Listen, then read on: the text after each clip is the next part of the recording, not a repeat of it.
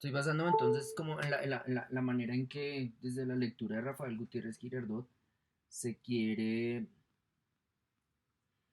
describir, incluso orientar, a generar una orientación respecto a la figura de el intelectual, una figura que ha sido bastante denostada, sobre todo en contextos como el nuestro, en el cual pues se privilegia por un lado el triunfo rápido a nivel de lo material, es decir, una persona próspera en un contexto como el nuestro, que no sería solamente el colombiano, sino esto lo podemos ampliar hacia un contexto donde predomina la economía de la sociedad del trabajo y la sociedad de la productividad. En ese contexto, la persona próspera es la que genera recursos. Si soy pobre, aparte de estar cagado económicamente y no tener posibilidad de superar mi pobreza, digamos las condiciones que impone este país, si soy pobre, además soy malo. Si soy pobre porque quiero. Si soy pobre, lo quiero todo regalado. Y si soy pobre, es que soy un vago de mierda. Por lo tanto, una lectura cristiana vendría a indicar que soy pobre porque no tengo una iglesia cristiana en el garaje de mi casa para robar el dinero de los demás. Dos, no redirijo el dinero que le podría robar a los demás desde el púlpito de mi iglesia cristiana, no lo redirijo hacia mi propia fortuna. Por lo tanto, el Dios, el amigo imaginario de estos pastores me está castigando por no ejercer así. En este contexto, en este modelo social, aparecen personas que tratarán de controvertir, cuestionar, incluso reflexionar respecto a esas circunstancias. Por ejemplo, el intelectual va a ser una persona que opere entre la esfera íntima de sus reflexiones personales, una persona que a partir de las lecturas que haga, aquí por ejemplo en términos de esfera íntima ustedes podrían incluso ampliar esta hacia la de sus colegas, es decir, una persona dialoga con sus iguales, generan lecturas similares, consumen productos culturales muy parecidos y producen una mirada respecto al contexto donde se mueven. No solamente una mirada respecto a, por ejemplo, si son poetas, músicas, pintoras, escultoras, no solamente van a dialogar respecto a su práctica artística, sino van a acercar de una manera, se podría decir, permanente ese diálogo hacia la manera en que el arte que hacen puede influir en ese tejido social o el arte que hacen puede interpretar ese tejido social. Esta preocupación va a acercar entonces desde algunas perspectivas, por ejemplo las perspectivas más apolíticas y más ahistóricas, acercaría de manera, entre comillas, insisto, desde una perspectiva ahistórica o apolítica, peligrosamente al artista al entorno de la política. Esa tensión, arte y política, va a hacerse en muchísimos casos brutal, brutal en el sentido de que puede destruir incluso una carrera artística, la misma salud mental del artista respecto a esas exigencias que se le van a imponer y en muchísimos casos va a generar también como juicios de valor en contra del arte que produzcan ciertas personas, ciertas generaciones e incluso el arte que se produzca en ciertos regímenes políticos de ciertos países. Digamos que con esto último, quisiera, por ejemplo, tomar como ejemplo, sí, quisiera recordar como ejemplo la labor crítica inicial de la joven Marta Traba cuando llega a Colombia, se instala dentro de la élite intelectual del país y produce un modelo de interpretación de arte, del arte contemporáneo, del arte de su época, pues estableciendo un contraste con arte producido en contextos ideológicos no liberales. Básicamente, el entorno fascista, el tipo de pintura y arte realista o figurativo que se produjo en la Italia de Mussolini o en la Alemania de Hitler, o por otro lado, arte realista producido dentro de la Unión Soviética de Joseph Stalin. Contra ese realismo, contra esa figuración, Marta Traba contraponía la abstracción, básicamente una abstracción que tenía un puntal que era el arte producido en los Estados Unidos, sobre todo después de la Segunda Guerra Mundial o poco antes del triunfo de la Segunda Guerra Mundial. Es decir, en esta posición que plantearía Marta Traba, el arte figurativo, el arte realista, era sospechoso porque se consideraba propaganda fascista, Italia, Alemania, o totalitaria, Unión Soviética. Al contrario, el arte libre vendría a ser el de artistas que se inclinaran por la abstracción y que sus pinturas no generaran reflexiones relacionadas con el contexto sociopolítico donde estaban haciendo su trabajo. En ese sentido, entonces, cuando Marta Traba llega acá, ya había unas escuelas artísticas cimentadas, mira hacia el pasado inmediato, mira a la generación inmediatamente anterior, una generación que había sido signada por el acercamiento y la valoración admirativa de procesos como el del muralismo en México. Entonces acusa a los artistas que trabajaron, que se desempeñaron, que siguieron los lineamientos de ese acercamiento teórico, los acusa de propagandistas, de mediocres, de que hacen un arte de mierda, porque pues básicamente si era figuración, obligatoriamente esa figuración debía conducir a la propaganda.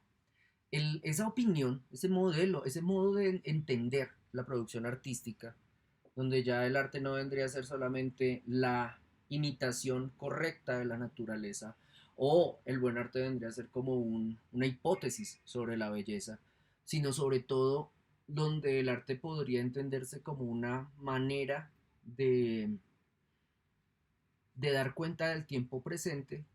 Esa lectura vendría a ser propia no de artistas que se concentran en su taller para hacer sus obritas, sus pinturitas, sus esculturitas, sus proyecticos, sin ningún tipo de pretensión más allá de cumplir con el encargo, a un paso adelante artistas que quieren incidir en el contexto social, opinando sobre lo que sucede en el contexto social y en algunos casos pretendiendo dirigir, o en algunos casos sobre todo a nivel de utopía. En ese sentido, esos artistas operarían como intelectuales. Reitero el hecho de que en un contexto como el nuestro, una sociedad dada sobre todo a la obtención de recursos mediante el ejercicio de la labor honrada o no, en Colombia sobre todo predomina el o no, el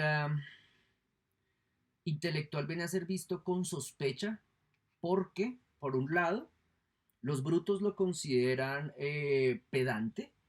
Entonces, si yo soy imbécil, estoy feliz en mi imbecilidad y además refuerzo esa imbecilidad consumiendo productos de mierda estilo RCN y Caracol, pues una persona que no consuma ello y que tenga otra perspectiva me va a parecer, además de diferente, una persona a la cual voy a poder cuestionar, de la cual me voy a poder burlar. En ese sentido, si él es más inteligente que yo me puedo burlar de él y le puedo agredir.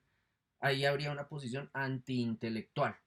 En esa posición antiintelectual va a estar ubicada la gran mayoría de la población en contextos como el nuestro, porque la gran mayoría de la población no va a poder dedicarse al cultivo espiritual, a la lectura, a concentrar su atención en actividades que eleven su reflexión en torno al contexto del presente, sino que seguramente van a estar durante el 90% de su vida despierta trabajando o transportándose para ir a trabajar, y cuando tengan tiempo de leer, consumir cultura, escuchar música, etcétera, van a escoger productos de mierda ofrecidos por la industria cultural mayoritaria. Aquí hago el énfasis en los productos de mierda porque, por un lado, son hechos de manera masiva y en muchísimos casos van a operar como desechos, como subproductos de lo que se consideraría alta cultura.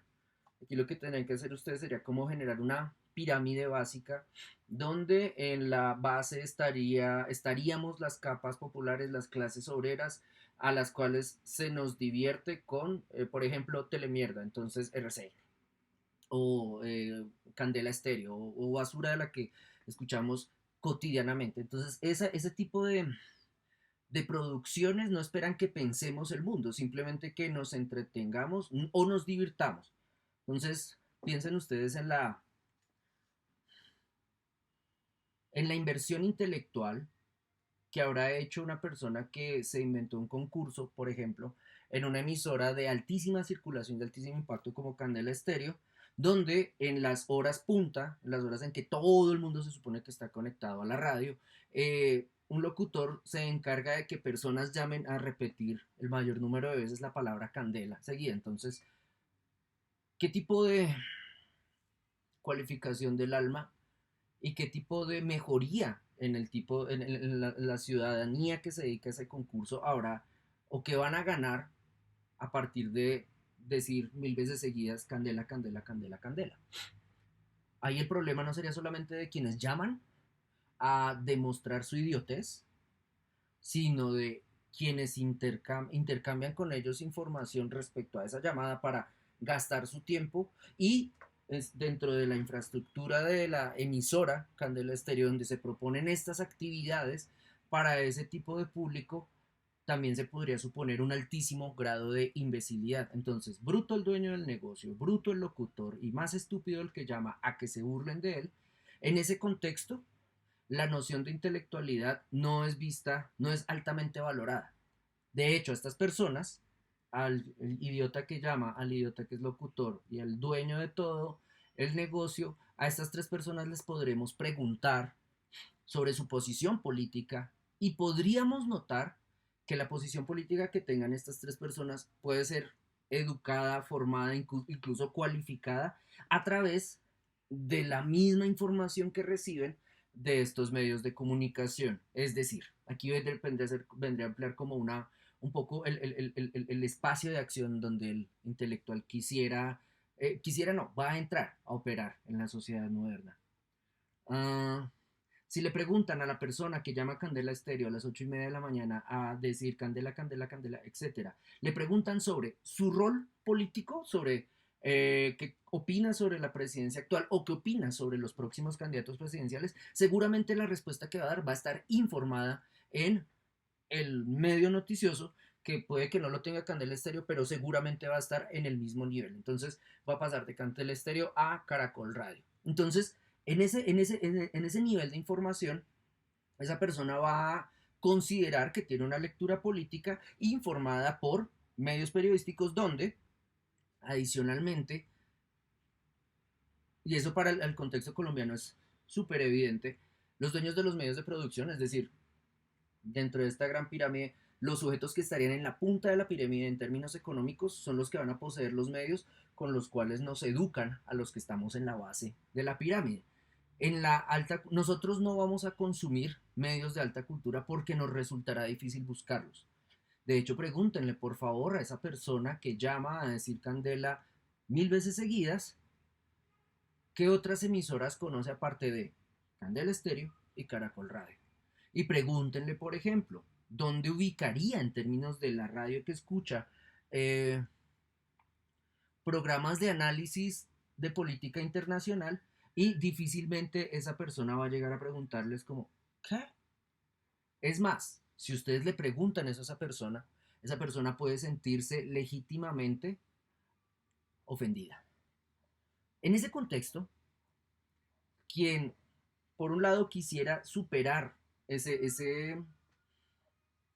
la tendencia de ese segmento poblacional a consumir lo que produce la industria cultural, esa persona podría empezar a construir una labor, una actividad, se podría configurar incluso a nivel profesional como intelectual. Esa persona no quiere, no es que quiera dejar de consumir eso para imponer otra cosa, sino se quiere alejar de esa capa, de ese tipo de consumo para empezar a entender que hay otras posibilidades de consumo cultural o productos derivados de otro tipo de disciplinas. Por ejemplo, puede mirar, ya no solamente escuchar Candela Estéreo, sino empezar a buscar otro tipo de emisoras para variar el consumo que podría ser. En el caso de las lecturas podría ser otro tanto. Esa persona va a basar en gran medida su decisión respecto a dos variables. o está aburrido de la oferta de telemierda que le hacen, o desea entender por qué a él y a su capa social les ofrecen basura en los medios de comunicación como única instancia de consumo cultural. Esa persona entonces puede ser alfabetizada como la gran mayoría de los que seríamos ahorita, pero además de alfabetizada puede empezar a cuestionar procedimientos respecto a su consumo, la proveniencia de la información o incluso el interés que hay para que esa persona consuma ello. Ese sujeto que va a pensar ahí, si está en el campo de las artes, podría, desde esta perspectiva, podría empezar a mirar entonces cómo consume él la cultura a la que accede, por qué mecanismos e incluso cómo producir cultura para empezar a ingresar a un entorno donde sus reflexiones, por ejemplo, alimenten las perspectivas de otras personas que también tienen incomodidad respecto al entorno donde se están moviendo. Ahí quisiera que ustedes ya empezaran a pensar en una persona que no solamente reflexiona respecto a la situación en la que se encuentra, sino que también está ansiosa, y aquí la idea de ansiedad puede llevar al que vendría a ser como al desajuste psicológico, es decir, una persona que realmente se problematiza porque, por ejemplo, no tiene contacto con otros iguales de otros contextos. Aquí estoy pensando en la descripción que hace de Francisco José de Caldas, por ejemplo, la descripción que hace Renan Silva, un historiador colombiano, que muestra cómo cuando Francisco José de Caldas está ejerciendo en la Nueva Granada como funcionario de bajo perfil del Estado, como astrónomo que está educándose, como botánico que está en proceso de educación, incluso como geógrafo. Una de las grandes preocupaciones que tenía Francisco José de Caldas era la de configurar una comunidad de iguales. En ese sentido, Francisco José de Caldas sería un moderno, que quería, a partir de los intereses que tenía, sobre todo intereses que estaban dedicados a lo práctico, es decir, conocer la orografía de mi territorio no va a servir solamente para mostrar lo bella que es mi patria, no, y la idea de patria todavía no estaba, lo bella que es la configuración espacial donde se ubica mi comunidad, sino que además conocer ese territorio me va a permitir entender, por ejemplo, qué cultivos extraer de ahí, cómo extraer riqueza de ese territorio. Entonces, en ese sentido, Francisco José de Caldas sería un hombre práctico. Quiere conocer, describir, para mostrarle a otros el potencial de riqueza que habría en eso que él conoció y describió, la naturaleza. El problema que él tenía es que estaba rodeado de gente que escuchaba Candela Estéreo, pero en el caso de ese momento no sería emisora de radio, sino sería punta de rosarios, letanías y mandatos de la iglesia. Entonces, sin despreciar abiertamente a la iglesia, Francisco José de Caldas empezaba a buscar amigos cercanos, pares, para hablar con ellos sobre la descripción de la naturaleza que estaban haciendo, el conocimiento que requerían para hacer esa descripción de la naturaleza e incluso los efectos que podrían obtener de esos estudios. Preocupación grande que tenía él, como sus iguales, era que la información que llegaba a la Nueva Granada, que podríamos decir libros, sí, sobre todo, los libros que llegaban a la Nueva Granada no eran abundantes y no estaban actualizados. Entonces les tocaba recibir poca literatura y además poca literatura de actualidad respecto a los saberes que ellos requerían. Básicamente les tocaba, imagínense ustedes, están condenados a Candela Estéreo y a RCN y lo único que leen es el periódico El Tiempo, es como, jueputa, ¿qué futuro político tiene esta persona? En el caso de Francisco José de Caldas, solamente reciben sobre todo producción editorial que se permitía que llegara a la colonia de parte de, pues a partir de las prohibiciones que se tenían en el Reino de España. Sobre todo se privilegiaba la circulación de libros piadosos, entonces libros de oraciones, novenas para redondear. Y por otro lado, dentro de colonias como la nuestra, existían prohibiciones de libros que la iglesia, Candela Estéreo, impedía que fueran consultados tanto por personas alfabetizadas con inquietudes intelectuales como por personas del vulgo, porque se consideraba que podrían corromper las mentes de las personas. Digamos que, de hecho, los libros que se prohibían de manera vehemente dentro de estos índices de censura vendrían a ser libros dedicados a discutir las ideas relacionadas con la ilustración. Francisco José de Caldas quería acceder a las ideas de la ilustración. El problema que tenía era que estaba metido en este lodazal. Y salir de este lodazal era muy difícil. Y aparte el man era pobre, no tenía recursos para pagarse lo costosísimo que era un viaje y llegar a la metrópoli. Aquí sería que Cádiz, Madrid, Sevilla, acceder al conocimiento de primera mano y después volver. Entonces tenía tenía bastante interés en aprender, tenía bastante interés en discutir, pero no contaba con la información adecuada y actualizada para discutir correctamente sobre el tiempo en el que se encontraba. Ello le desesperó. Es decir, de hecho,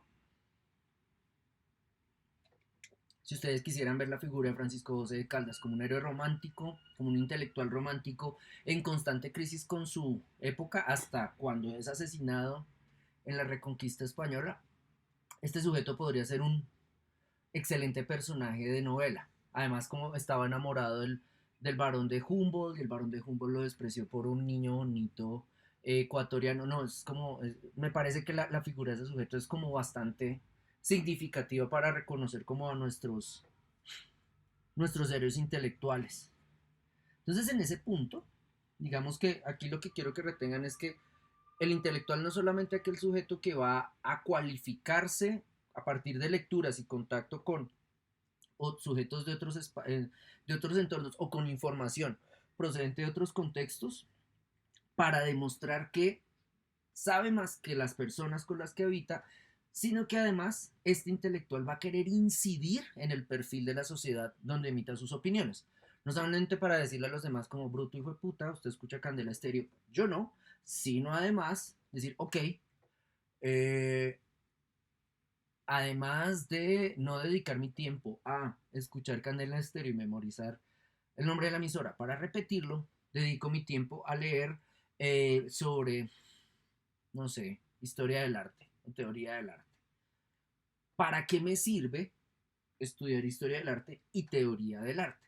Es decir, ese intelectual no solamente consumiría la información, sino que además se problematizaría el hecho de consumir esa información. Ese intelectual sería como ustedes cuando se preguntan, yo para qué putas le gasto tanto tiempo a esta clase, Humanidades 2, respecto a la aplicabilidad de esa información, de ese conocimiento en el contexto donde me muevo. En ese sentido, una respuesta que podrían dar como intelectuales podría ser, no estoy de acuerdo con el modelo, con la información que me entregan en Humanidades 2, es más, no estoy de acuerdo con la existencia de esa materia, voy a hacer mi indagación a título personal, me convierto en un autodidacta. Es más, si deciden dialogar inteligentemente con la academia, pueden decir, voy a negociar con el docente mi investigación a título personal, no voy a ir a sus clases, sí sé que tengo que cumplir como con entregas en ciertos periodos, entonces realizo mi trabajo de manera autodidacta y acudo al docente para o hacerle las entregas o si considero que puedo tener un diálogo con esa persona de una manera medianamente honrada, entonces trabajo con ese docente como tutor. Hago mis lecturas y cada cierto tiempo me reúno con él y le digo, bueno, tengo avanzado esto, tengo este proceso, las lecturas con las que operé fueron estas. Ahí al tutor le tocaría actualizarse respecto a la información que ustedes estarían desarrollando para entender tanto qué tipo de trabajo están haciendo y qué procedimiento, o qué, no, qué procedimiento, no, qué producto podría derivar como resultado de ello. Creo que ahí entonces el cuestionar la información, el cuestionar el esquema de trabajo ofrecido, por ejemplo, dentro de la academia, para ofrecer, por su parte, un nuevo esquema de trabajo, les cualificaría dentro de este universo que estoy intentando mostrar, les cualificaría porque no simplemente ustedes acuden a la clase y toman hacen presencia en las horas de clase para certificar que sí, efectivamente aprendieron, sino que se marginan de la clase, dedican el trabajo a su propia formación, a sus propios intereses y después, en diálogo, insisto, con el maestro como tutor, pueden realizar productos que les sean más satisfactorios y que de hecho les cualifiquen mejor. En ese sentido estarían estructurando su propia línea de pensamiento. En ese sentido, ustedes estarían aplicando un modelo bastante pragmático de uso de su tiempo. Reconocerían, como sucedía con muchos románticos, románticos no en el sentido de hippie antisistema, sino romántico en el sentido de no estoy de acuerdo con lo que me impone esta sociedad, voy a tratar de proponer un modelo alternativo. En ese sentido, ustedes estarían operando respecto al cálculo pragmático, funcional, de su accionar, de su devenir, y a partir de ese cálculo decidir qué hacer. Entonces, en ese punto, operarían de una manera bastante liberal, en el sentido de que decidirían, ejercerían de hecho su libertad en esa decisión, decidirían cómo manejar su tiempo en una clase como estas. Insisto, si ustedes se estrellan con un profesor dogmático, donde dicen, no, yo creo que humanidades 2 no, yo quiero estudiar la modernidad por este lado, déjeme hacerle entregas cada tercer corte, nos vemos. Un profesor dogmático podría decirle, ni mierda, yo necesito que usted esté acá, o por lo menos deje abierta la sesión en las horas en que la universidad lo determinó, haga las entregas cuando yo digo y responda cuando yo digo. Usted debe someterse a mí, no tanto como una persona con la cual dialoga para aprender, sino debe someterse a mí como dentro de un modelo jerárquico donde yo represento a la disciplina. Es más, si usted habla durante la clase o si usted mira el celular durante la clase, yo puedo hacerle perder la materia. Ese es un modelo no moderno. Se vendría a ser un modelo más de caricatura de sujeto, estoy hablando de la caricatura sería la del profesor, de sujeto que considera que transmitir conocimiento es joderle la vida al estudiante. Transmitir conocimiento no es dialogar con esa persona respecto a sus intereses para saber cómo cualificar ese encuentro, sino sobre todo una persona que considera que ese estudiante va a aprender más o aprende mejor mientras menos problemático sea. Y aquí problemático sería equivalente a curioso, aburrido, dinámico, hiperactivo, antagónico, incluso. Entonces, si yo soy un profesor que solamente me defino a partir de cómo le huevoneo la vida a los estudiantes y cómo les hago perder, cómo les hago envejecer ante mi vista, sin enseñar un carajo y sin dialogar nada, pues llamaría lista, les haré actividades inútiles y no me importa un carajo qué pasa con ustedes entre su ingreso a mi materia y su salida de mi materia. Es más, si se vuelven a encontrar conmigo en otra materia de la universidad, voy a hacer exactamente lo mismo. No les enseño un culo, llamo lista y les jodo si miran el celular. El intelectual diría, ese modelo es una mierda. Yo voy a definir cómo actúo.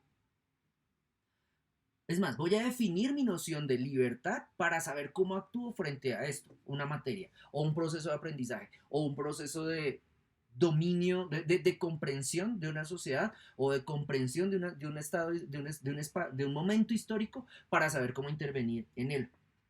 Ahí es donde quiero que entiendan esa idea de sujeto liberal. Este sujeto entonces va a querer abarcarlo todo, va a querer intervenir en la mayor cantidad de áreas del conocimiento que eh, tenga al frente, que es esa, la caricatura también del hombre del renacimiento que les decía. Y este sujeto va a cumplir un mandato inicial, que es el de hay que educarse para enriquecerse, y cumpliendo ese mandato va a entender que no, la cuestión no es tanto enriquecerse, sino sobre todo representarse. Es decir, no es tan chévere que yo dedique mi vida intelectual, mi vida inteligente, mi accionar inteligente más bien. No es tan chévere que yo dedique mi estudio a labores prácticas pero repetitivas tanto como dedicarme a labores prácticas, creativas y que además me permitan hablar por mí mismo. Ahí viene, por ejemplo, un debate.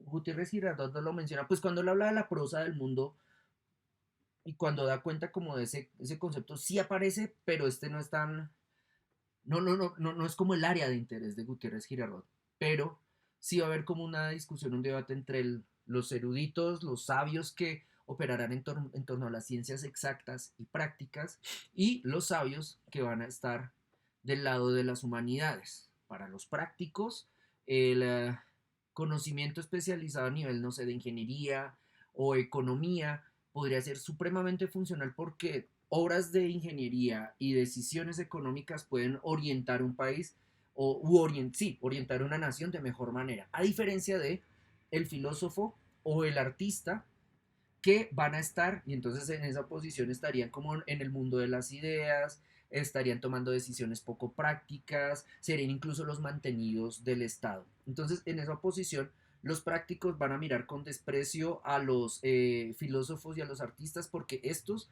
van a estar en una serie de, van a perder su tiempo en reflexiones esotéricas, a cambio de que ingenieros y economistas, sujetos que estarían del lado de las ciencias exactas, van a perder su tiempo tomando decisiones para reorientar la realidad económica o rediseñar la infraestructura del país.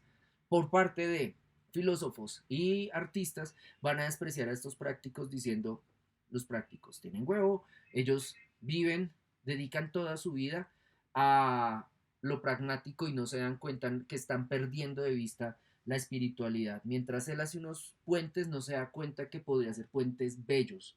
Mientras el ingeniero está dedicado a modificar la naturaleza, adaptar la naturaleza, yo como poeta o como pintor o como músico estoy dedicado a representar esa naturaleza. Mi labor es más elevada que la del ingeniero, porque sí, él puede construir un puente para superar una distancia en una comarca y puede ser muy difícil hacer ese puente, pero yo voy a darle la representación a ese puente, voy a darle imagen para contárselo a los demás. Es más, puedo eternizar ese puente. Mi intervención es más importante que la de él. Esa posición va a ser en muchísimos casos irresoluble y en muchísimos casos va a resolverse en tensiones, sobre todo intrafamiliares. Entonces, la eterna discusión, también una caricatura, aunque en muchos casos no. Creo que ustedes incluso lo han reflexionado o lo han vivido.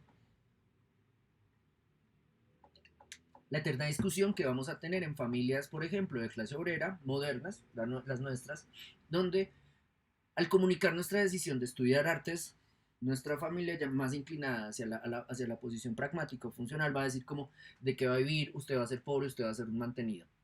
Si usted quiere triunfar económicamente, Guillermo, no estudie artes, más bien váyase por el devenir práctico. Y ahí entonces esa tensión puede derivar en una cantidad de variables, espero mostrar algunas de ellas. Entonces, dentro de este proceso de convertir el mandato de enriquecimiento, llevarlo hacia el mandato de la representación, va a generarse una lucha permanente entre las personas que tomen la decisión de derivar del enriquecimiento hacia la representación. En estas personas sobre todo se va a notar una alta pugnacidad, un altísimo nivel de lucha, un altísimo nivel de enemistad entre iguales. Con cuando ustedes hablan más de sus colegas o cuando escuchan que nosotros como profesores hablamos mal de otros profesores, ahí vamos a luchar de una manera salvaje, caníbal incluso, todos contra todos, buscando sobre todo imponer criterios de representación. Respecto al tipo de arte que enseñamos, yo, Guillermo Vanegas, tratando de convencerles de que la mejor perspectiva para comprender el arte es la que yo les enseño, otro docente, no sé, Carlos Ariza, eh, se dedicará una gran cantidad de tiempo a convencerles de su perspectiva respecto a cómo define arte. Y a partir de ahí, ustedes pueden notar como una confusión, como el preguntarse como, bueno, ¿en qué momento Guillermo Vanegas deja de dar clase y empieza a dar misa? ¿En qué momento Guillermo Vanegas deja de dar clase y empieza a hacer activismo? O más bien, ¿todo el tiempo su clase es una misa? ¿O todo el tiempo su clase es activismo? ¿Por qué adquiere esa forma? porque el man no simplemente nos da unas lecturas, nos da unos puntos, nos muestra un PowerPoint, nosotros lo copiamos y nadie jode. Porque además se interesa en convencernos de una perspectiva de interpretación del arte. Entonces aquí yo diría, porque estoy en un contexto donde dar clase, de hecho, vuelvo otra vez, si me disfrazara de cierta manera carismática para darle la clase, digamos aquí estoy recordando el caso de un docente en la Bauhaus, ay, no recuerdo ahorita no, el apellido, no lo olvidé. Un docente que para dar clase en la Bauhaus, por ejemplo, se afeitaba, o sea, se quitaba vello facial, se rapaba, se afeitaba el pelo, todo él, y diseñaba su vestuario para mostrarse como monje del saber, pero no como un monje del saber carismático, sino un monje del saber del conocimiento que le iba a transmitir a sus estudiantes. Ah, no recuerdo ahorita el nombre. Entonces, para ese docente, dar clase no era simplemente hablar, como yo sé, les voy a enseñar, fin, sino además voy a aprovechar mi performance frente a ustedes para que vean cómo me quito vello facial. Bueno, no vean cómo porque sería hacer el performance de afeitarme. Llego afeitado para demostrar en la piel exhibida ante ustedes y en la manera como me visto, en la prenda que me pongo, cómo quiero transmitir ideas respecto al ideario estético que les quiero enseñar. No recuerdo el puto apellido. Ahorita en el descanso lo busco. Otro sujeto que por esa vía, del cual esa biografía a ustedes les resultaría, creo, de bastante interés, sería el señor Vasily Kandinsky. Vasily Kandinsky no solamente consideraba que dar clase en las academias donde estaba era dictar lo que sabía, sino también aprovechar la oportunidad de dialogar con los estudiantes o de hablar frente a los estudiantes para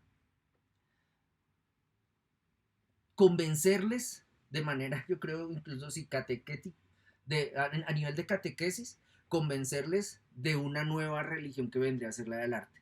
Digamos que esto no solamente le corresponde a los que serían idealistas, los materialistas, los que estarían más cerca a la producción de objetos, a la transformación muy rápida de la sociedad, también tenían este ideario. Digamos que Alexander Rodchenko, no sé si lo recuerdo, ese también se rapaba. Alexander Rodchenko también consideraba que los procesos de diálogo, no solamente con sus estudiantes, sino con el público de sus exposiciones, él debería aprovechar cualquier oportunidad de dialogar con el público para convencerle del ideario estético que estaba transmitiendo, pero también de cómo ese ideario puede cambiar la sociedad.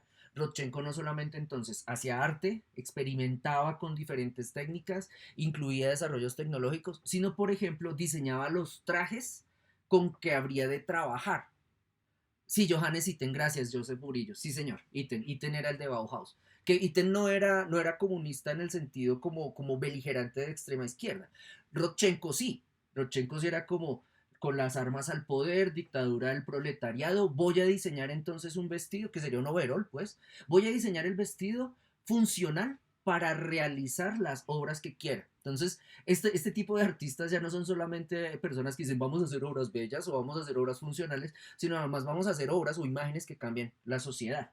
En ese sentido, estos sujetos, en ese todos contra todos, de hecho, a Rodchenko, la biografía de Rodchenko es muy hijo de puta. No, búsquenla, porque es que ese todos contra todos fue que cuando vira la revolución que triunfó, o sea, Rodchenko acompaña a la revolución bolchevique, la vanguardia de izquierdas que se oponía al zarismo en la Unión Soviética. Rodchenko acompaña como artista, no como soldado, ni como bueno, sí propagandista.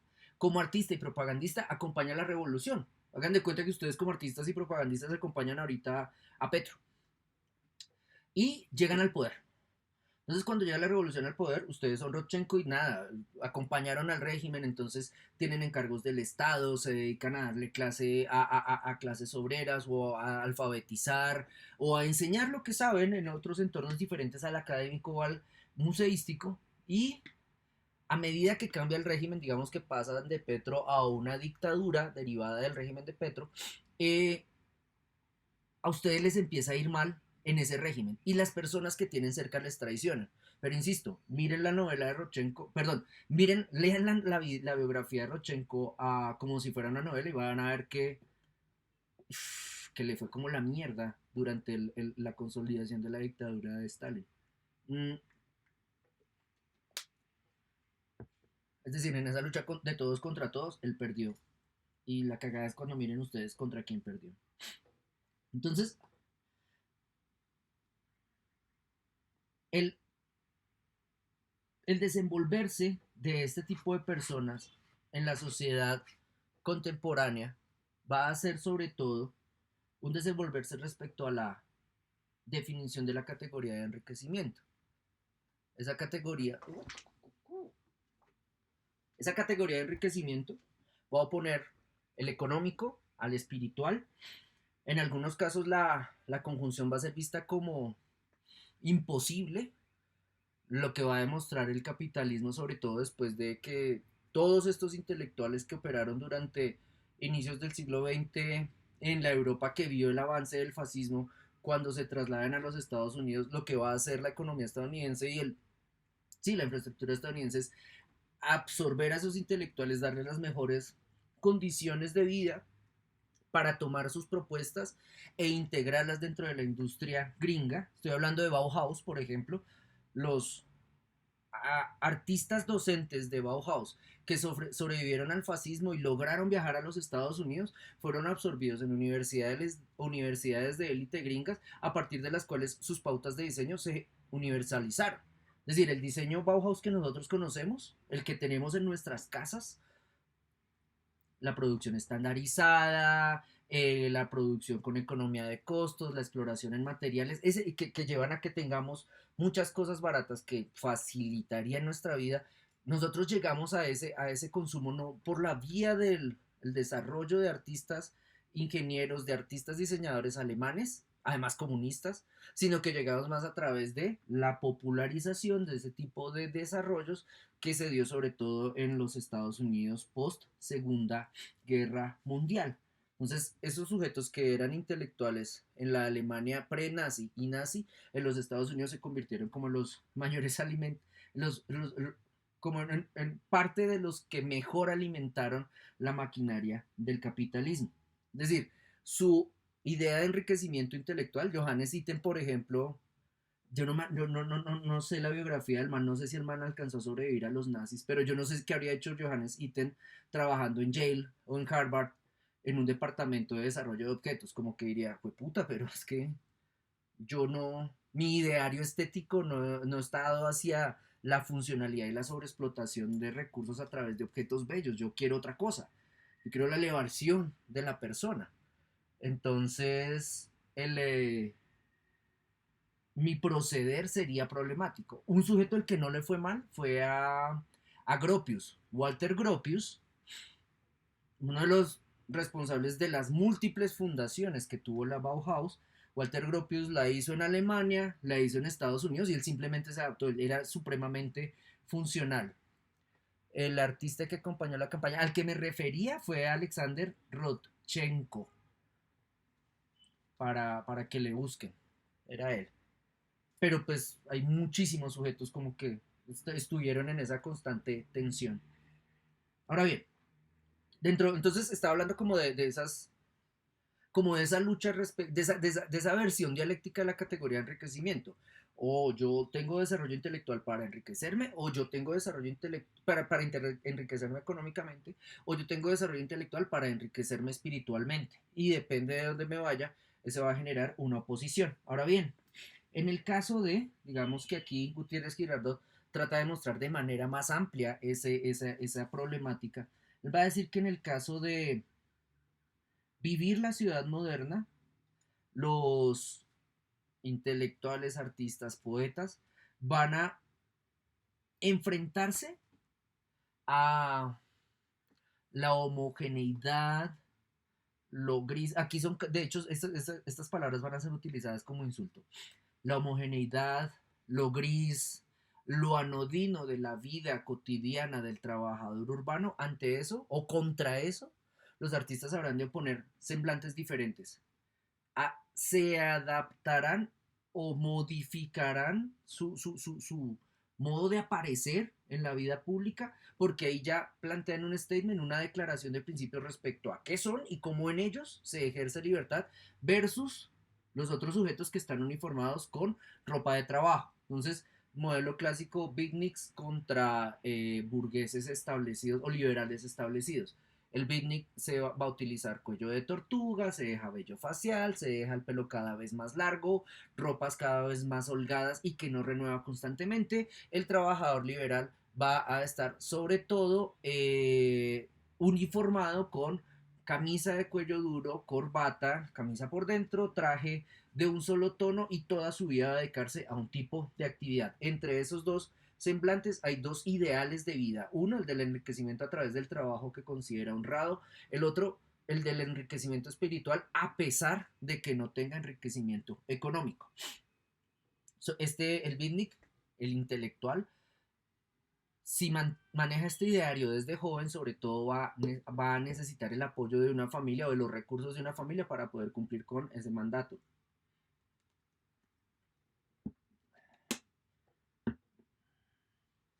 Ahora bien, va a haber en la ciudad entonces, la ciudad, a ver, las calles de la ciudad van a convertirse en escenario de esta lucha. Sobre todo las personas que quieren generar versiones alternativas de vivir en la sociedad moderna, en la ciudad moderna, van a usar la ciudad de manera diferente a quienes pertenecemos a la sociedad del trabajo. Quienes pertenecemos a la sociedad del trabajo estamos regulados por horarios, ocupamos la calle según ciertos horarios y cuando ocupamos la calle tendemos a ser supremamente convencionales respecto a nuestro consumo en la calle. Es decir, imaginen porfa que un abogado formado en un entorno familiar bastante square, con unas pretensiones espirituales bastante square, que a los 30 años ya tenga carrera consolidada y ya tenga puesto en un buffet. Imaginen que ese abogado va a salir ahorita al almuerzo. Si va a salir ahorita al almuerzo, seguramente habrá de cumplir una rutina. Y aquí, de hecho, aquí la noción de rutina también se va a convertir en un insulto, como la rutina terminó lo nuestro, la rutina le quitó el encanto a la vida, es más o menos por esa vía. El abogado, este abogado muy joven pero muy cuadriculado, a pesar de joven, va a dirigir su vida a partir de lo cuadriculado de la rutina que se construyó.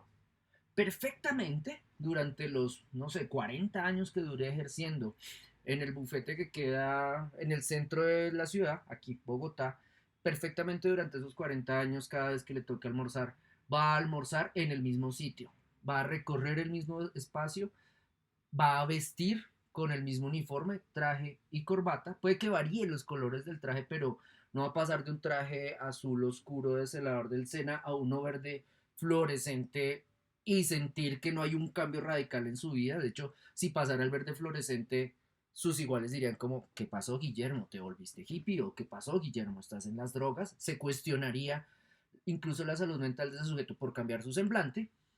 Y este abogado, a lo largo, insisto, de una vida supremamente estable en términos de vinculación laboral, siempre el mismo trabajo, y clase social, siempre el mismo sueldo, por lo tanto no va a salir de ahí, ese sujeto va a considerar que ya logró lo que estaba buscando.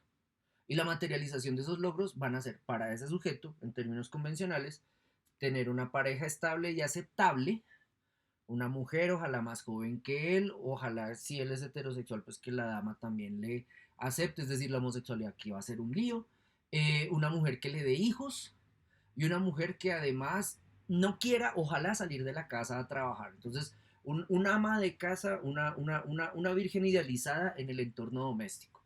A esa mujer el abogado la habrá de nutrir con el fruto de su trabajo, 40 años. Entonces, ese modelo convencional en la calle va a chocar con el modelo que pretenderá ser alternativo de sujetos que consideran que incluso en la manera de vestir y modificar su semblante están dando una opinión respecto a la sociedad en la que se mueven. Entonces ese encuentro va a ser un choque entre hippies, y estoy hablando de mediados del siglo pasado, pero esa variante hasta hoy se mantiene, entre hippies y abogados, no tanto por ocupar el espacio público, como que el, el hippie le quita al abogado el restaurante, por ejemplo, donde el abogado se la pasaba almorzando, sino más por ocupar ciertos espacios a ciertas horas y determinar ahí una definición misma de una ética de vida. Estoy pensando, por ejemplo, en los comienzos del movimiento nadaísta en Medellín, donde jóvenes, poetas, artistas, músicos, se reunían en locales, en cafés, donde no importaba la hora, podrían empezar muy temprano, y donde el hecho mismo de reunirse temprano generaría una provocación respecto al hecho de que en un mismo café coincidían oficinistas y nadaístas, y si estos se encontraban como 11:30 de la mañana, 2 de la tarde en ese momento, en ese encuentro podría haber un choque a nivel de lo físico. En Medellín pasaba, pues en Medellín le pegan a los no godos, entonces podría darse un choque a nivel de lo físico, pero yendo más allá de ello, podría darse un debate respecto al mejor uso del espacio. Podrían darse choques como, ok, negociemos, que los hippies vengan después de almuerzo, a mediodía llegamos los oficinistas y todo bien. Y esa negociación, estoy haciendo una caricatura, pero creo que si ustedes miran ficcionalizaciones respecto a cómo se construía la esfera de opinión en esta época, es decir, de mitad del siglo XIX hasta mitad del siglo XX, ustedes van a ver cómo en ciertos espacios un mismo espacio puede servir de café, era un café, entonces como un café podría servir de punto de encuentro de oficinistas y de intelectuales, pero estos no van a coincidir en el tiempo porque por un lado si se encuentran chocan y por otro lado es mejor para cada facción actuar por separado, y en ese actuar por separado sobre todo llegar a que sus procesos de expresión no se encontraran o no chocaran. Estoy pensando, si tienen la oportunidad de ver esa película, la pasan mucho en RTBC. Estoy pensando en Un tigre de papel.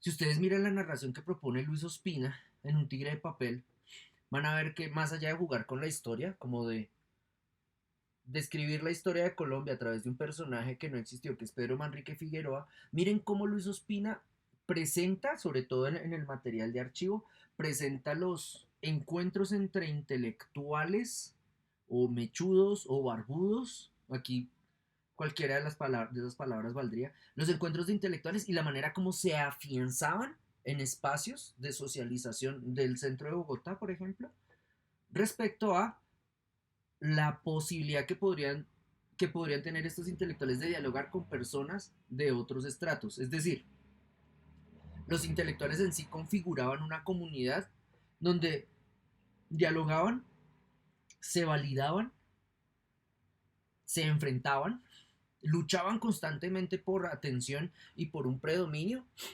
pero todos construían como un frente unido contra la vulgaridad del pueblo común, las personas que dedican su tiempo a trabajar, o la vulgaridad de los prácticos. Entonces, miren cómo en Un tigre de papel, sobre todo en la primera mitad, en Un tigre de papel, sobre todo, lo que hace Luis Ospina es como plantear, me parece que de manera muy atractiva, plantear un panorama de la intelectualidad colombiana, sobre todo después del Bogotazo. Y como en esa integración iban apareciendo o se iban mezclando poetas, estudiantes, vagos, gente desempleados, pues, personas no empleadas y personas con inquietudes espirituales coincidían en el mismo espacio, y lo que hacían era sobre todo dialogar permanentemente y pelear permanentemente para tratar de imponer como la opinión más adecuada respecto a ese tipo de sociedad que estaban pensando. Digamos que la ocupación, que les decía, la ocupación del espacio urbano va a ser de por sí se va a considerar como una lucha a nivel de lo simbólico. Va a decir Gutiérrez Girardot que hacia el último tercio del siglo XIX, para espacios como, para ciudades como las latinoamericanas, el espacio de la ciudad misma va a ser un escenario donde el poder se va a presentar ya no como bajo la lógica del teatro barroco, o sea, como bajo retóricas que podrían considerarse cercanas como a definiciones del urbanismo a partir de pertenecer a la monarquía española, sino más respecto a una ordenación donde la tensión se va a dar entre recuperación o el diálogo con la historia y la historización de la industria. Es decir, como en la arquitectura urbana del último tercio del siglo XIX, se iba a intentar monumentalizarlo todo, es decir, las fachadas de los edificios oficiales no simplemente iban a ser unas fachadas que dieran cuenta como de la majestad de la institución que albergarían, sino que en sus mismas fachadas se iba a dar cuenta como de una declaración de cercanía o apego o incluso valoración de modelos clásicos. Digamos que ahí el edificio de la Capuchina, donde está la sede de la SAP, que ustedes espero dentro de poco conozcan, en ese edificio podría darse cuenta de un afán de monumentalización. Si ustedes se fijan en algunos edificios que fueron construidos en en el eje de la avenida Jiménez, podrían notar como esa tensión. Se toman las fachadas para poner en ellas ideales de representación cercanos a cómo se entendía cierto espíritu clásico, y por lo tanto, por otro lado también los mismos espacios públicos de las ciudades iban a verse envueltos en esa tensión. Gutiérrez Girardot recuerda cómo en el caso de Bogotá, la instalación de la escultura de la Rebeca, una mujer desnuda que está en el acto de recoger agua de una fuente, esta escultura fue sometida a escarnio público constantemente respecto a los valores que se suponía estaría representando y el juicio negativo que una élite, otra vez, Candela Estéreo, ¿no? La iglesia y otra élite, conservadores en el poder, veían en esa mujer desnuda, veían una vulgarización del espacio público simplemente porque se mostraba un cuerpo joven, femenino a la vista de todos, y por otro lado, ese mismo espacio iba a ser tenido en cuenta como por parte de ciertas capas de intelectuales, va a ser tenido en cuenta como un escenario para defender propuestas de sociedad alternativas. De hecho, dice Rafael Gutiérrez Girardot que las personas de Candela Estéreo católica y romana en algún momento decidieron vestir a la Rebeca, ponerle ropa interior para que la ignominia que transmitía esta imagen no afectara el entorno. Entonces, mientras en las ciudades se daba esta lucha, decía, en los espacios privados, en los espacios íntimos, en los espacios domésticos, habría un afán de cosmopolitismo que, por ejemplo, si ustedes ya se han acercado a esta novela de sobremesa, la de José Asunción Silva, ustedes pueden detectar en la manera como él describe, yo se los leí a ustedes, de hecho, cómo describe la enorme cantidad de objetos que rodean a este sujeto, porque considera que la presencia de esta gran cantidad de objetos va a determinar su afán de acercamiento a diferentes culturas y prácticas culturales en el mundo. Va a tener al mismo nivel un tunjo muisca, una cabeza, perdón, una máscara aborigen africana, una pintura del flamenco, perdón, del renacimiento flamenco, una estatua de Cicerón, un busto pues de Cicerón, y todo ello va a coincidir con una enciclopedia, ojalá no, en francés, y esto coincidirá con fósiles, etcétera. Ese espacio interior, concebido como gabinete de curiosidades, si lo quieren anotar acá para cuando inicien sus estudios de historia de la curaduría, este gabinete de curiosidades, como un salón donde se acumularían estos objetos backslash tesoros del intelectual, van a dar cuenta de un afán, de un reclamo, de una ansiedad por estar en contacto con lo mejor o lo más actualizado, lo más extraño de la cultura universal.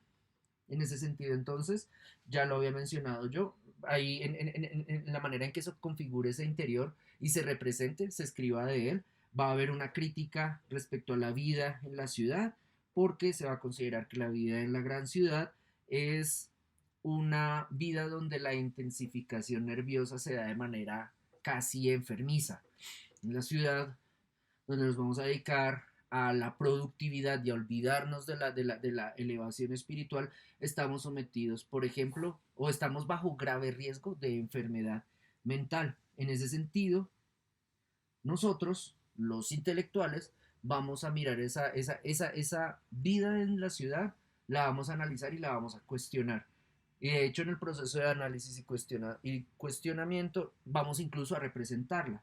Eh, eh, Gutiérrez Girardot va a mencionar a dos autores que les recomiendo, no puedo trabajarlos acá, deberían, sí, ustedes deberían trabajarlo por su parte, porque creo que estos dos autores les pueden ayudar como a entender mejor la psicología de los nuevos, de los ciudadanos modernos, de los ciudadanos que están viviendo entornos urbanos que se están transformando rápidamente. Uno de ellos sería el sociólogo Georg Simmel, Simmel.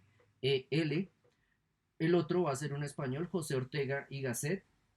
En el caso de George Simmel, lo que va a destacar Gutiérrez Girardot es cómo Simmel va a estar pendiente de cambios sociales, de procesos que se van a dar en estas sociedades, va a estar muy atento a esos cambios y va a tratar de intelectualizar constantemente esos cambios en la vida cotidiana. No simplemente va a ser testigo de lo que sucede allí, sino que va a tratar de darle una interpretación y la interpretación no es simplemente una queja respecto a eh, los trabajadores en las ciudades consumen más alcohol porque el trabajo les enloquece, sino va a tratar de ampliar incluso esas explicaciones para tratar de ver cómo se puede intervenir en situaciones tan anómalas como esa. Por el lado de José Ortega y Gasset hay un libro que sí les recomiendo, porfa lean, es muy fácil de encontrar, se llama La rebelión de las masas, donde ustedes pueden de hecho como notar la tensión, ya no entre la connotación enriquecimiento físico, enriquecimiento espiritual, sino más bien en connotaciones relacionadas con una interpretación progresista, es decir, optimista, es decir, sí me atrevo a decir de izquierdas, de ciertos cambios que se dan en la vida urbana, y por otro lado, José Ortega y Gasset logra creo articular esas dos posiciones. Y por otro lado, la posición más pesimista, más conservadora, más eh, desilusionada de ese desarrollo moderno en la psicología de las personas que habitaban estos contextos. De hecho, la rebelión de las masas ustedes lo pueden leer en clave de la transformación de los juicios de gusto, de los criterios de gusto de los habitantes urbanos respecto a qué tipo de prácticas culturales consideran arte y cómo los minusvaloran versus otro tipo de prácticas culturales que estarían más cercanas de la diversión y el entretenimiento y cómo en esa tensión, incluso el mismo título del libro de Ortega y Gasset ya que trata de llevarnos a ello, como en esa tensión la mayoría gusta de cierto tipo de perspectivas de mundo que no suelen ser bien valoradas por intelectuales que están localizándose o que deciden localizarse en la minoría y por lo tanto desde su posición minoritaria juzgarán con una superioridad intelectual el gusto, el consumo de la gran mayoría. Digamos que para debates recientes de la panorama cultural bogotano como cuando eh, no, bueno, no es tan reciente, como cuando llegó Enrique Peñalosa a la alcaldía y decidió defender la práctica del toreo en la Plaza de Toros. Obviamente Peñalosa aborrecía a Petro y quería como eliminar parte de las políticas culturales de Petro, una de ellas no permitir que se masacraran toros en vivo en la Plaza de Toros. Peñalosa llega y reforma esto y cuando lo reforma, grupos de personas decidimos ir a protestar contra esa reactivación de la Plaza de Toros y capas de intelectuales, recuerdo el recientemente fallecido y taurinísimo Antonio Caballero, salieron a decir que nosotros éramos unas capas de ignorantes autoritarios que queríamos destruir una práctica cultural minoritaria. En ese sentido, el argumento de Caballero y otros era el alegar contra el hecho de que nosotros protestáramos contra esa masacre en vivo, porque para ellos era una práctica cultural que exigía ser defendida y que ellos, de hecho, venían a ser como los adalides de esa defensa. Sí, Caballero también tenía sus cagadas. Ahora bien, entonces, digamos que en esta búsqueda de realización espiritual, va a haber un afán por interpretar la velocidad en el gozo de los objetos, como llego al objeto y no gozo de él y muy rápido pierde interés para mí. ¿Qué voy a hacer? Entonces, una respuesta que se podría dar acá es como básico, consígase otro objeto. ¿Quién me va a responder así? La sociedad de los prácticos. Dentro de la sociedad espiritual, más bien la mirada va a ser hacia el cuestionar por qué busco satisfacción espiritual en el consumo de objetos y más bien por qué no podría buscar otro tipo de procedimientos para no llegar tan rápido a esa ecuación. Es decir, se va a interpretar ideológicamente la manera en que accedemos o no a ciertos objetos y la manera en que nuestro acceso o no acceso a esos objetos determine definiciones como la de felicidad. Y en ese sentido, personas como George Simmel, insisto, pueden aportar como una serie de lecturas bastante interesantes respecto a nuestra relación con los objetos, nuestra dependencia de ciertos objetos y, peor aún, la manera en que configuramos nuestra idea de satisfacción psicológica a partir del acceso o no a ciertos objetos, como el estatus que nos brindan, etcétera. En ese sentido, entonces, la pregunta respecto al sentido de la vida, diría Gutiérrez Girardot, es una pregunta que va a abrumar sobre todo a los intelectuales. Digamos que el práctico ya tiene un sentido para su vida. ¿Cuál es el sentido de la vida para una persona dedicada a desenvolverse en la sociedad del trabajo? Trabajar bien y no perder su trabajo. Pierde el trabajo, pierde sentido su vida. Bueno, sigamos así un rato. En ese sentido, entonces, las personas, ¿dónde habría mayor incidencia de suicidios entre hombres prácticos? Básicamente, cuando estos hombres prácticos pierden el trabajo, no porque les echan, sino porque cumplieron un ciclo de vida dentro de la empresa, la entidad donde trabajaban, la empresa les pensiona, estos sujetos pierden sentido respecto a para qué me despierto, para qué me arreglo, para qué sigo viviendo. De pronto, puede que en esa población, bajo esa interpretación, se dé una incidencia entonces o un incremento de suicidios.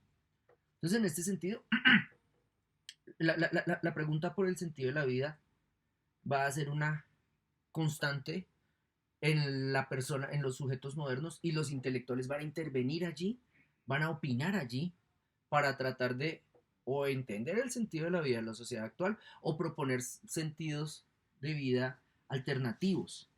Obviamente, sentidos de vida alternativos que no necesariamente van a ser liberadores. Es decir,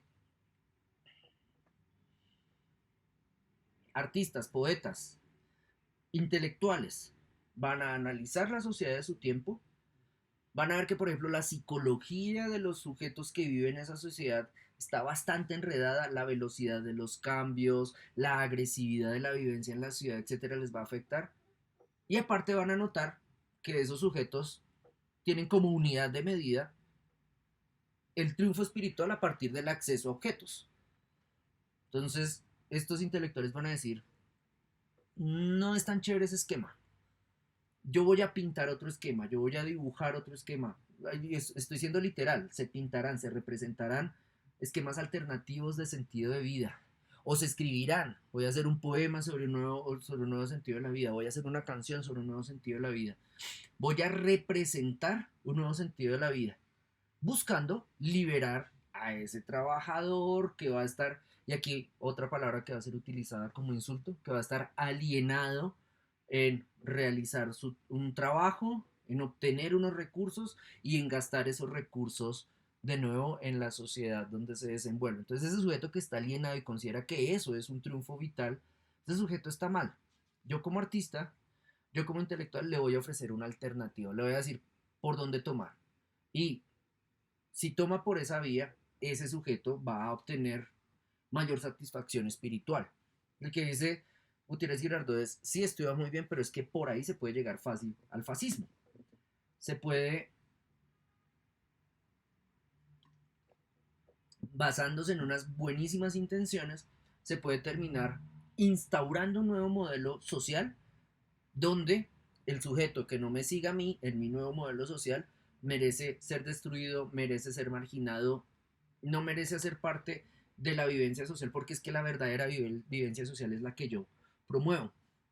Y en ese sentido, eh, va a haber una serie de autores, por ejemplo Nietzsche, Federico Nietzsche, que van a ser utilizados de manera alternativa por progresistas, por sujetos que quieren ir contra la tradición y que ven en el desarrollo de la sociedad moderna la decadencia espiritual de la sociedad en su conjunto, y otros sujetos que van a tratar de hacer esa misma lectura de Nietzsche, pero tratan entonces de imponer un nuevo modelo nacional, un nuevo modelo de raza o etnia, un nuevo modelo de Reich para oponerse a la decadencia que impone la vida moderna. Y en ese sentido, sí, Nietzsche, por ejemplo, va a cuestionar a los artistas, sobre todo los va a cuestionar porque, esto lo dice Gutiérrez Girardot, porque mienten demasiado, es decir, porque se dedican a representar y a engatusar a su audiencia con imágenes falsas de la realidad, y contra ellos debería oponerse una interpretación rigurosa de la realidad. De hecho, la lectura que recomienda ahí Gutiérrez Girardot sería Hacia habló Zaratustra, otra que ustedes deberían leer como parte de su cultura general.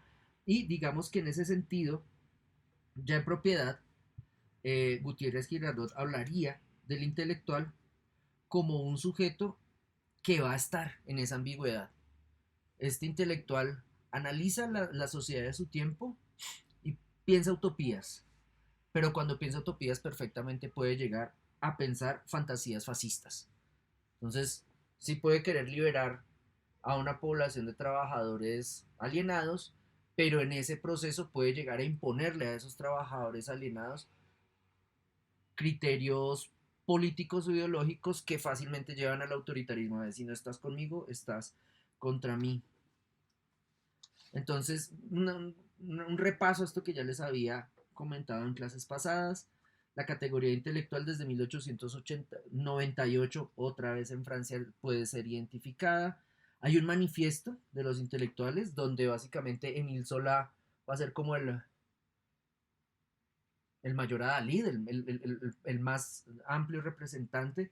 Emile Zola va a firmar este panfleto llamado Yo Acuso, donde protesta contra el sesgo antisemita que se va a dar en el Affaire Dreyfus, en el juicio al que se va a someter a un oficial francés al que se le va a traicionar, se le va a juzgar por traición a la patria, pero donde básicamente la justificación de la acusación es racismo antisemita.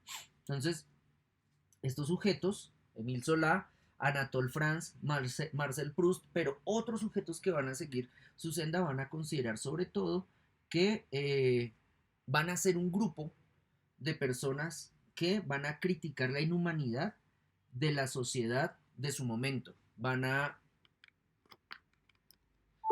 cuestionar el entorno de el entorno y el mandato constante de enriquecimiento, sobre todo dedicado hacia lo material. Y en ese sentido, diría Gutiérrez Girardot, estas personas quieren definirse como los que en sentido más amplio realizan un trabajo espiritual, inmaterial, especialmente los formados universitariamente. Es decir, un momentito. Es decir, estos intelectuales van a dedicarse, sí, a analizar su sociedad, van a tomar sus criterios de formación para hacer una descripción, ojalá lo más adecuada posible de esa sociedad, y van a desarrollar productos que, y esto es algo que destaca Gutiérrez Girardot, que aún hoy podríamos comprobar, van a desarrollar bienes que consuman otros intelectuales.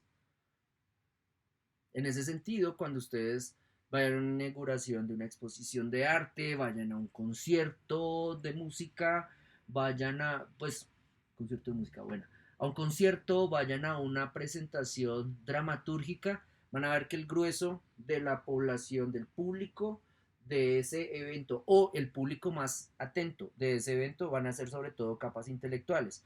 Entonces, digamos que la ecuación que propone Gutiérrez Girardot va en dos vías. Uno, estos intelectuales van a producir bienes que consumirán otros intelectuales y estos intelectuales se van a alejar del pueblo para fabricar un pueblo. Es una comunidad que se aleja de el grupo poblacional mayoritario y en su alejamiento quieren configurar un nuevo tipo de acercamiento social y un nuevo tipo de intercambios que perfectamente podrían servirles para dar cuenta de la utopía social que se quieren construir. Estos intelectuales van a tener un problema existencial gravísimo y es saber cómo se van a vincular con el gobierno. Estos intelectuales van a ver con sospecha, pero como única salida profesional, por ejemplo, el dar clase. Es decir, esta labor va a ser vista como el fracaso de las pretensiones estéticas que podría tener alguien como yo. Vanegas termina de profesor porque era un pésimo artista y en ese sentido mi labor además sería cuestionada por eso. Uno, yo no me realicé como artista, por lo tanto terminé la docencia.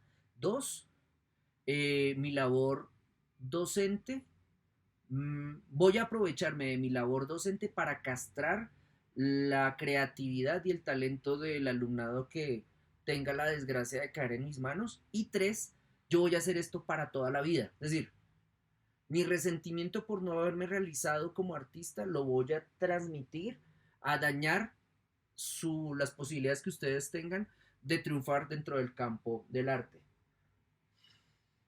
Digamos que, esa descripción del docente, con todo lo caricaturesca que suene, esa descripción del docente tendría como sí, como un correlato en la oposición, fácilmente novelable. Creo que ustedes lo han visto sobre todo en biografías de artistas o películas de biopics dedicadas a vidas de artistas, donde el docente trata de amarrar la posibilidad de ejercicio de libertad que pueda tener el artista, donde parece que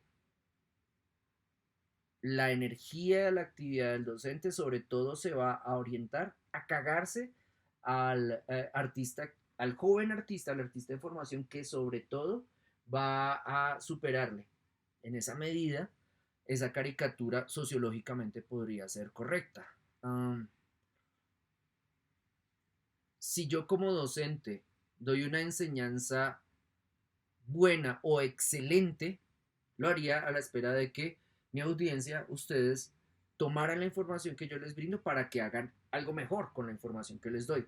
Si ustedes hicieran eso, ustedes me superarían muy rápido. Entonces, la caricatura puede equivaler al hecho de que yo no quisiera que ustedes me superaran, entonces les formo mediocremente para que ustedes no puedan lograr un espacio, una ubicación jerárquica mejor o mayor a la que yo tengo ahora mismo. De hecho, ahora que vuelvo a la idea de lucha de todos contra todos en la academia, esa lucha se da de una manera bastante radical.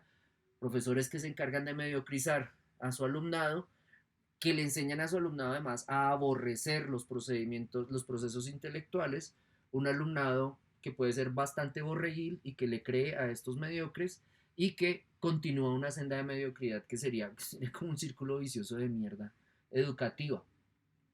Sin embargo, ese, ese esquema también tiene un contrarrelato donde estudiantes deciden configurarse, construirse como un pueblo que va a fabricar un pueblo, como una comunidad que se va a consolidar en otra comunidad y que al reconocerse como intelectuales saben que arte no es lo que le enseñamos en la academia, arte es aquello que esta comunidad va a definir como arte. De hecho, aquí ya estoy acercando al intelectual con una interpretación muy básica, pero que les sirve para que continuemos en otras clases o cuando ustedes decidan indagar respecto a crisis de modernidad, una noción de, perdón, un acercamiento entre intelectualidad como esta comunidad, como este pueblo que se construye a partir o saliéndose, marginándose de un pueblo, y la noción de avance, desarrollo en la interpretación de la realidad a partir de procedimientos estéticos. Esa vanguardia de sujetos que se saben diferentes a otros, que se afirman diferentes a otros y que permanentemente está estudiando, investigando respecto a qué tipo de procedimientos interpretativos someter la realidad para dar mejor cuenta de ella. Creo que acá si ustedes buscaran literatura sobre el Ateneo de Madrid y encontraran como la conjunción para muchos afortunada de cierto modernismo español entre García Lorca, Salvador Dalí y Luis Buñuel, hay otra persona pero no recuerdo ahorita. Si ustedes leen las novelizaciones que se han construido sobre el Ateneo de Madrid cuando coincidieron estas tres personas, generalmente esas novelizaciones tienden a decir como este es un momento afortunado en la cultura española. En este momento afortunado, tres jóvenes coinciden en un internado de estudiantes, básicamente, tres jóvenes con recursos, tres jóvenes que se dedican permanentemente a discutir sobre la realidad que les rodea y tres jóvenes que además están pensando en continuar produciendo interpretaciones sobre esa realidad a futuro. ¿Qué pasó en ese encuentro o qué pudo haber pasado en esos encuentros o de qué discutirían esos intelectuales, sobre qué hablarían? Esas novelizaciones, insisto, en muchísimos casos podrían servirles a ustedes para entender cómo estos sujetos se definían a sí mismos, definían lo que hacían y definían a su audiencia sobre todo como espectadores privilegiados y definían a los que no hicieran parte de su audiencia como un sector amplio de borregos que se niegan a lo mejor que les pueden dar ellos como representantes de la espiritualidad, etcétera. Básicamente, todos ellos están preocupados en definir, bájate, todos ellos están preocupados en definir qué es arte, cuál sería el mejor arte para su momento y sobre todo le dan la espalda a la reflexión respecto a cómo se van a relacionar con su gobierno. De hecho, al relacionarse con su gobierno, estos intelectuales van a tener devenires biográficos bastante, en algunos casos, macabros. Pues García Lorca no le han encontrado su cadáver, ¿no? Lo desapareció. Entonces, digamos que como un adecuado cierre de este seminario, voy a acercarme entonces a la descripción de este intelectual según un escrito de Pío Baroja, un intelectual español. El escrito se llama El extremista de la burguesía y lo recupera Gutiérrez Girardot porque me parece que es como un retrato que incluso se nos puede aplicar como comunidad, mmm, como pueblo constantemente preocupado por diferenciarse del pueblo para construir otro pueblo y incluso como nada, como un proceso de definición donde nos podríamos ver sí adecuadamente caricaturizados y o representados. El extremista de la burguesía, especulaba Baroja, es el médico, el abogado, el ingeniero, el militar, el periodista, que no es del montón, pero que tampoco tiene energía para destacarse y ponerse en primera fila. Aquí habla Gutiérrez Girardot. Su fracaso lo explica Baroja con el argumento elemental de la psicología social, el de la socialización frustrada, la falta de una familia que le ayude y le encauce. Y este argumento lo lleva a la conclusión de que, aquí hablaría Baroja, Hay en él también una tendencia de inadaptación. Este desadaptado tuvo en la escuela una dignidad vidriosa. Toma fama de quisquilloso, de descontento y de quijotesco. Busca empleo, pero comprueba que por otros sitios se ha colado la gente avisada. Y entonces, explica Baroja, viene el desasosiego, la amargura, la exasperación, el sentido crítico. Los otros han triunfado no por el trabajo, sino por la intriga o por el servilismo. La calidad de desterrado, de desdeñado, le hace más agrio y descontento. No puede vivir con los del montón, que le parecen animales de rebaño, satisfechos en su mediocridad. Tiende a no aceptar nada del pensamiento ajeno. Nuestro fracasado es un rencoroso y un hiperestésico. Siente los golpes y humillaciones de una manera exagerada. Habla mal de todo el mundo. Está dispuesto siempre a firmar protestas. Si es aficionado a escribir, un día salta con un artículo acre en un periódico contra algún colega ilustre. Aunque tenga razón, todo el mundo le da de lado. Yo ciertamente no creo que sea despreciable esta gente.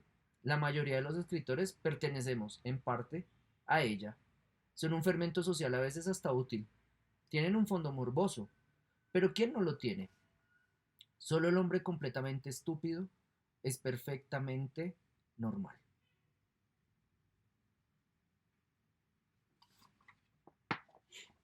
Entonces, ese analista de la sociedad también va a tener una relación bastante tensa con esa sociedad. En muchísimos casos va a considerarse un incomprendido, un rechazado, un marginado y en algunos casos, si quiere exagerar la situación y dramatizarla, un desaparecido, por ejemplo, de la historia.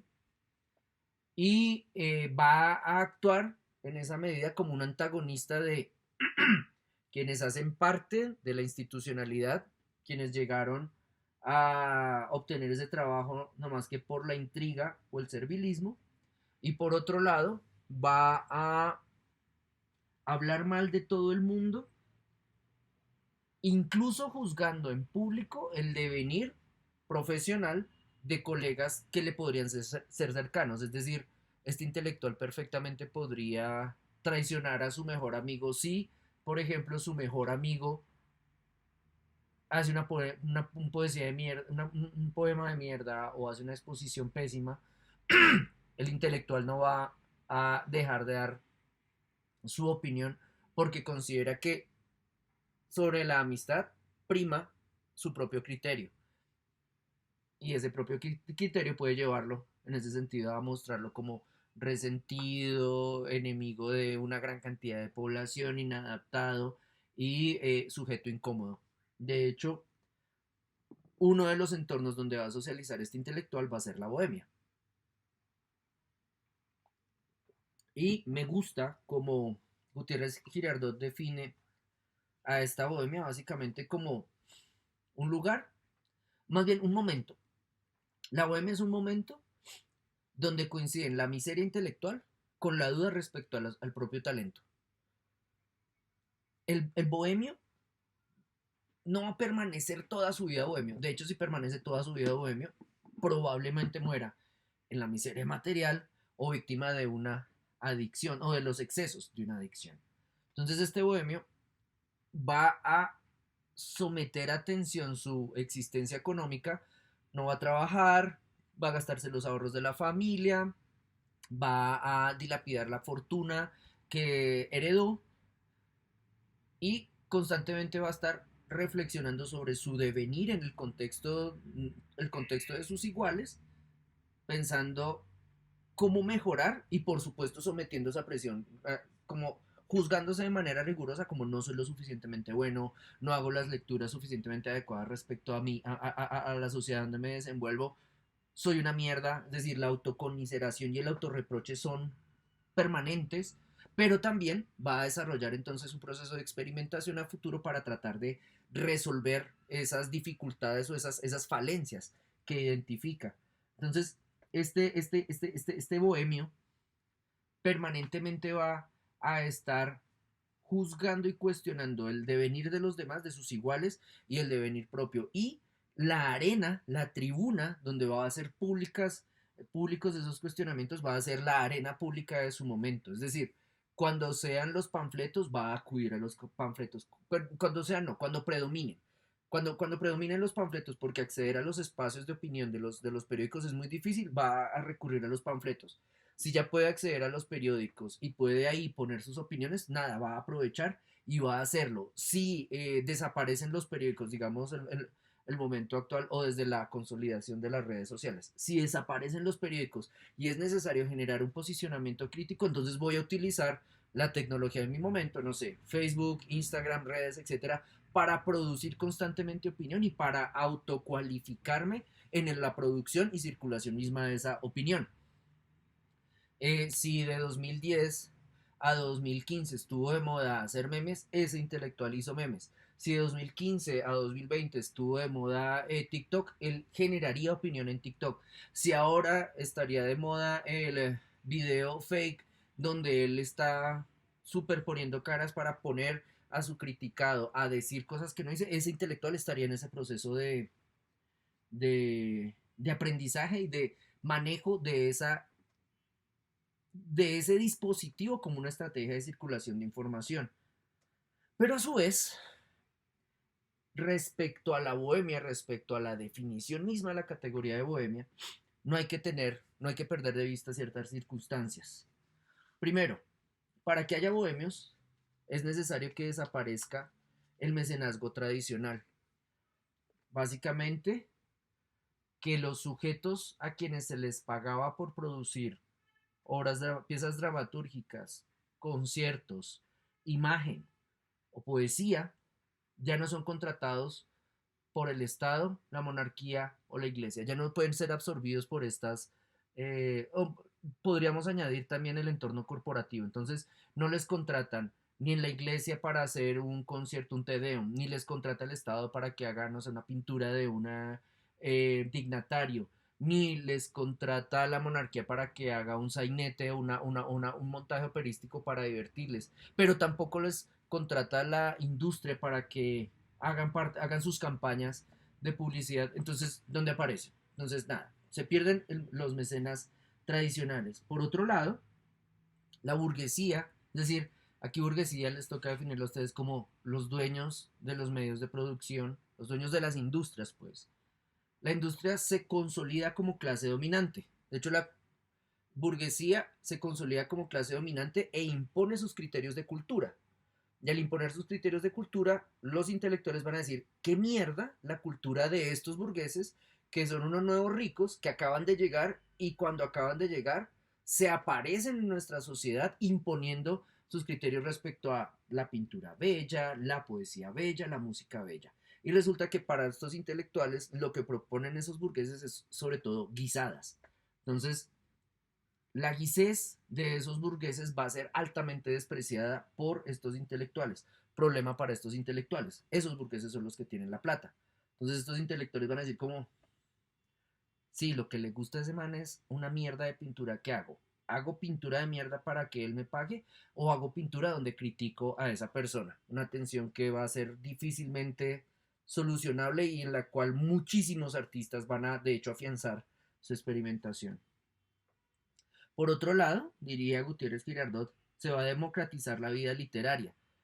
Es decir, se va a ampliar la alfabetización, se van a ampliar posibilidades, no, más bien, los espacios para discutir sobre productos estéticos y resulta que quienes se forman como universitarios se titulan, pero no se inscriben profesionalmente lo suficientemente rápido.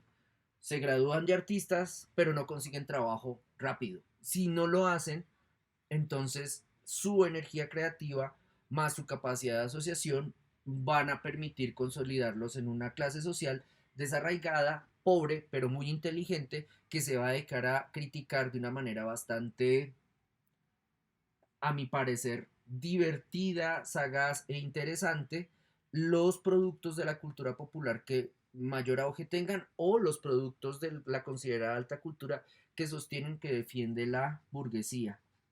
Además de esto, estos intelectuales desempleados van a estar aburridos porque sin trabajo van a tener muchísimo tiempo libre, entonces su tedio lo van a convertir como en un motor para reflexionar con mayor resentimiento contra esa sociedad. De hecho, considero yo las mejores reflexiones producidas por esta capa de bohemios son las que se dan en esos momentos y por supuesto ellos van a tener una teoría propia sobre el genio personal, van a tener defender y promover una teoría propia sobre el genio personal, donde ese genio personal, por ejemplo,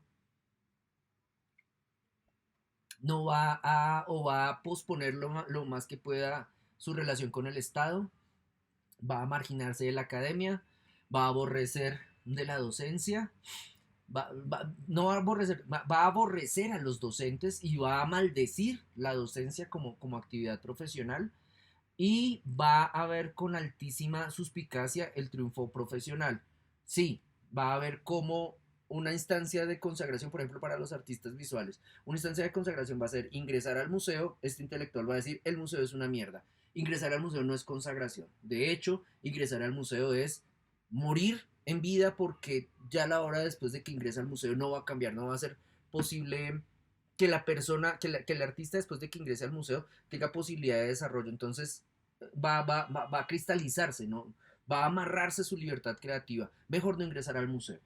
En esta teoría, en esta particularísima teoría del genio personal, van a aparecer muchísimos héroes. Entonces ahí otra vez, váyanse a sus cartas a Teo, váyanse a textos, por ejemplo, como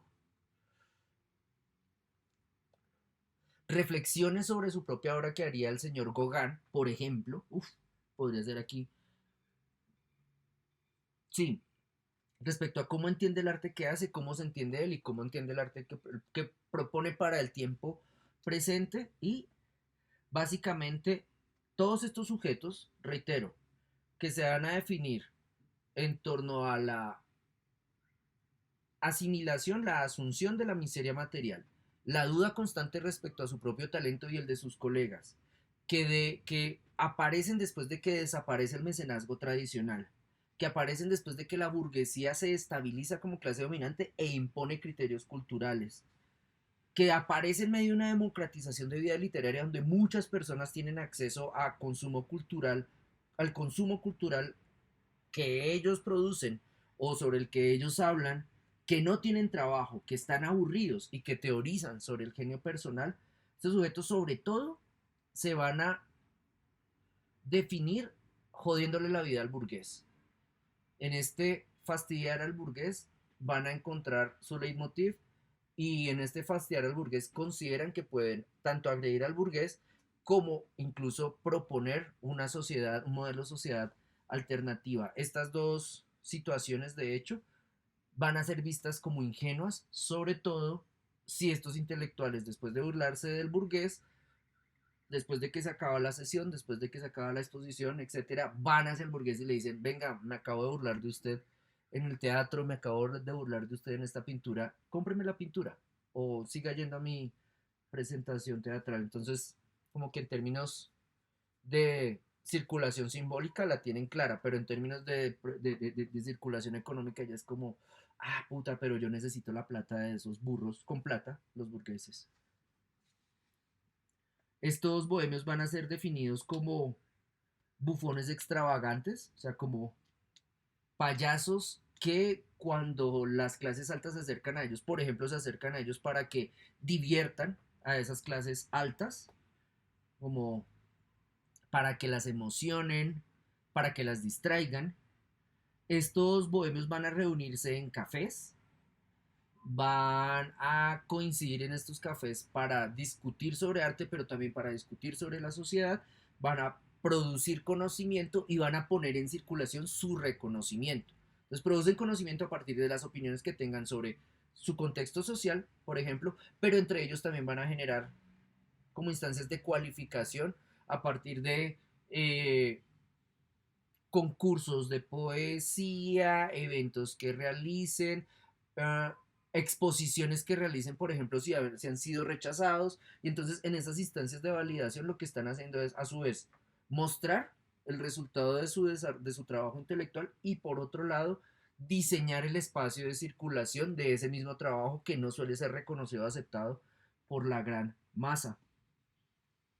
Para Pío Baroja llamaría a estos sujetos bohemios excéntricos y básicamente lo que van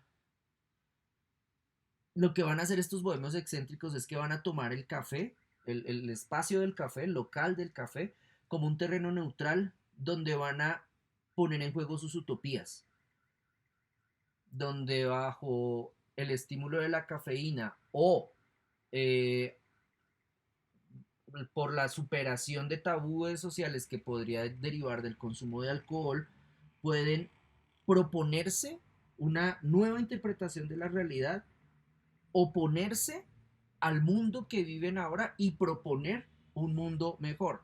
En muchísimos casos van a simplemente limitarse a hablar basura mientras están hinchos. En otros casos, esas hipótesis pueden no tener efecto en su sociedad inmediata, pero sí plantear una influencia sobre todo en generaciones posteriores. Aquí si ustedes se acercan, por ejemplo, a la obra de León de Greiff, podrían ver cómo este sujeto, de hecho, operaba de una manera, creo yo, bastante afortunada entre la élite intelectual a la que se acercaba los grupos de jóvenes y cómo lograba convertirse en un maestro, en un fósil, en un sujeto digno de admiración, en un sujeto también digno de burla. Pero digamos que León de Greff es una figura intelectual que para el caso colombiano es supremamente atractiva porque, por ejemplo, la relación de su bohemia con las instancias de control del Estado se da de una forma bastante orgánica. Obvio, era familiar y cercano por clase social a dirigentes políticos. Pero más allá de ello, creo yo, en la poesía de León de Greif se pueden ver múltiples alternativas respecto a definición de lo popular, definición de identidad nacional, crítica de la institucionalidad, burla contra las instituciones o incluso burla contra el propio lenguaje, exploración a nivel de lo plástico, no en el sentido de las artes visuales, sino para convertir el lenguaje incluso en una materia a la cual quisiera darle forma. Creo que en ese sentido sí la vida de León de Greif les podría resultar de bastante interés